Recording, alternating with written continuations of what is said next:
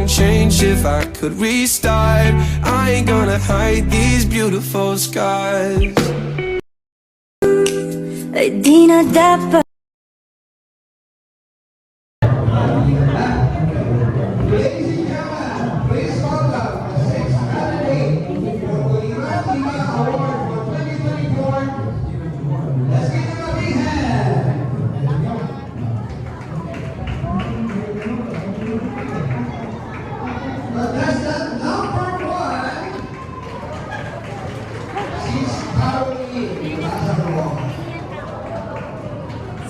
Ako ay taga-Bana, Ilocos Norte, 25 years working in Singapore.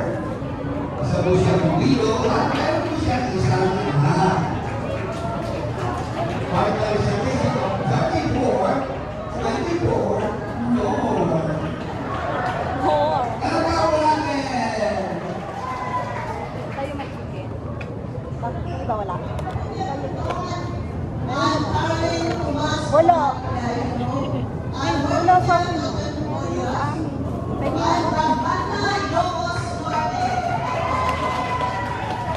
Thank you, Sis Carol. Alam na ako natin contestant number 1, Sis Carol. Aking contestant number 2, Miss Gemma Eusebio. May Siya po ay contestant ng Teresita Cagayan ilang dalawa na? working in Singapore for 17 years. Ayan, isa rin siyang video at may dalawang anak. Uwi po. Palapaka pala kay contestant number 2, Miss Gemma Eusebio.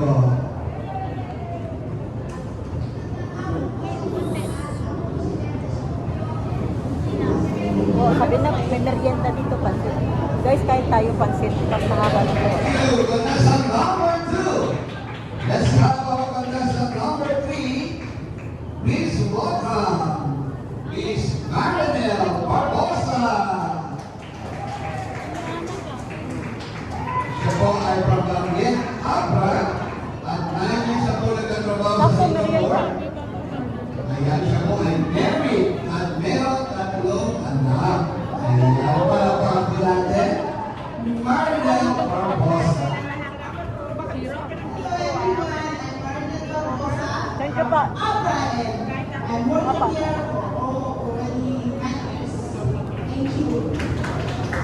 Contestant number 3, our fourth contestant, Miss Lorna Camaro Hola.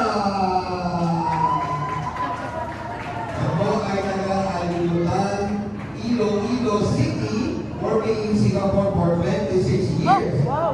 Married at meron dalawang anak. Palabago lang kay contestant number 4, Sis Lorna. Abot ng gulutin.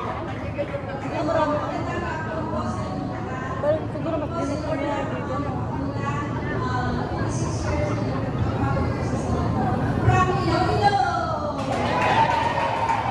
Maraming fans talaga. May fans talaga Iloilo, ha? Okay, contestant number 5, Miss Lydia Catubay. Siya po ay taga-Terra Trias Cavite. 15 years working in SG. Isang video at meron limang anak. Pwede po i-advance yung obo. Si Miss Lydia Aba. Catubay. I-advance.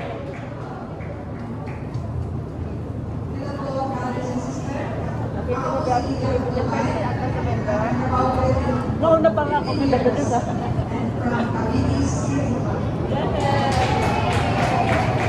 Thank you, Sis Lydia. And last but not the least, contestant number 6, Sis Stephanie Habonele from La Carlota City, Negros Occidental.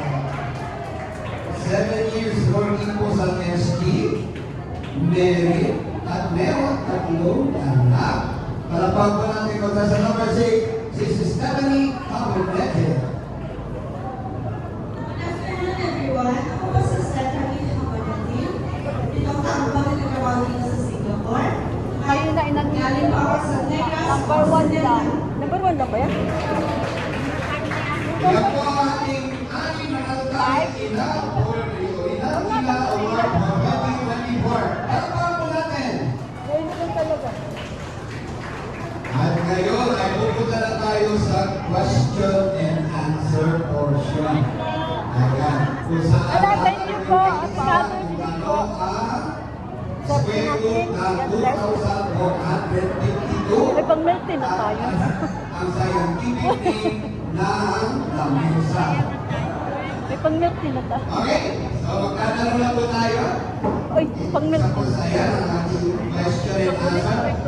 Ang question ay hawak po ni Sis Josie, bunot lang po. Sabi melty nun. Ito na ang tanong. Melty. Mother's Day man Lesson kayo. number 1. I-celebrate natin. Sis Saka Carol. ano. Melty tsaka Jake. Ako kinakabahan. Saka Sis Carol.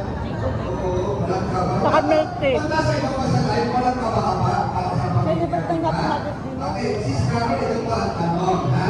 What is the square root of... Alin na? Okay, hindi naman ako Sino ng to mga yun? bibla. By Canton. Okay, Canton. ano po ang naitulong ng iyong Bato. Nakay ka doon. pananampalataya Bato ng upang Bicol. Oo.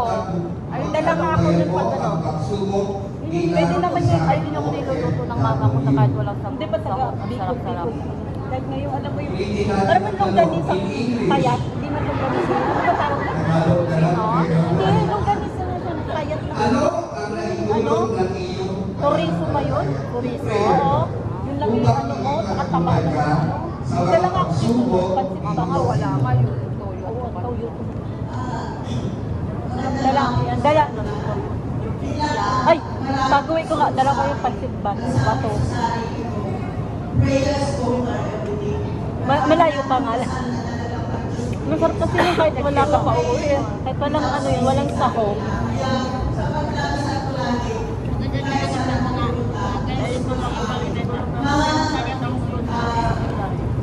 Na ano sila, hindi talaga nawawala tayo sa kanya. Di ba sabi niya nga, lagi po nandito.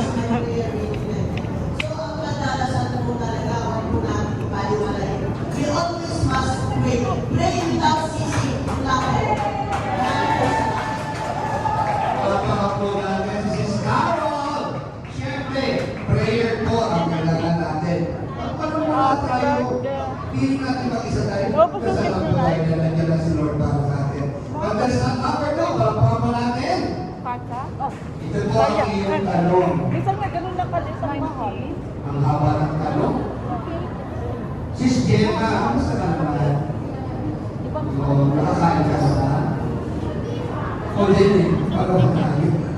Okay, Sis Gemma, ito po yung tanong ha. Okay, mahaba ito. saan? Napapansin mo na puro material na bagay na lang ang iniisip ng iyong mga anak. Pakinggan mo. Iniisip nila puro material din sa Ano tanong? paano mo mababago ang isip nila para mas maging malapit kay Lord? May mali siya. Ano ba yun? Elos.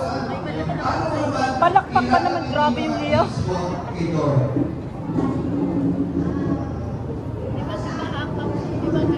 Apat. Pakika. Hindi naman lalata kasi solo ka. Bigla bumalis siya. Hindi ka lata kasi solo ka lang. Hindi, sa ano. Ah, Doon sa papunta, bigla siya bumalis. sabi mo, leader ako, bakit?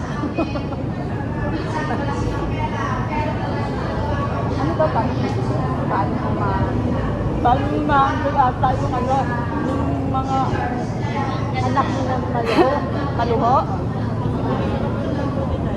Kaya nga, may dito daw po sabi. Yun. So every Sunday po, i-encourage nito yung mga anak na pumunta ng simbahan. Magaling si ate. Okay, contestant number 3. Palakpakan po natin contestant number 3. Marie-Grace Galon. Is Marinel. Marinel pa. Ito po ang Because ano. ay may big ko pa daw doon. Oo daw. Kung ano yung magagawa mo bukas, pag hindi mo gawin ngayon. Mali. Okay, ito po ang tanong. Para sa'yo, Hindi ko pag kailangan ba makatapos ang mga anak mo sa college para sabihin isa ka problema, nanay? mapatay ko to. Para sa akin po, May food pa nga doon. Bilay po pa. Dahil lumalik po ang pinagkakain. Next ko lang ah. Kailangan din nila bumalik ng kain. Kinakailangan. Balang. Dahil ito lamang ang Bal! Pancit Canton daw. Wala na pansit kanton. Kunin mo na isa. they can use Ayun o, yung karton. Karton. Ayun o, nagbibigay si Al. tinapos nila para Bakit? sa kanilang buhay. Hindi ba tayo makain?